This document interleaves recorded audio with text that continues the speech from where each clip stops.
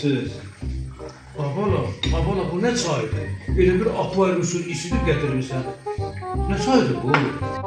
Bu elə belə çay deyil. Bu çay detoks çaydır. İçində nane var, ondan sonra jasmin var, xüsusi otlar var bunun içində. Bu çayı içən cavanlaşır. Bu ne sudur? Elə bil bizim ot pisək maşının filtrini yummusan, suyu süzmüsən, bana gətirmişsən. Belə də çay olar. Eynindən bizim yonca suyuna oxşayır.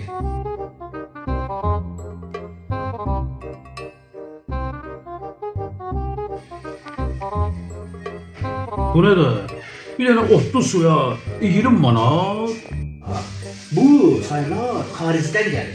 Ona görə belə bahadır. Abala, bu çay məni detoks eləmədi.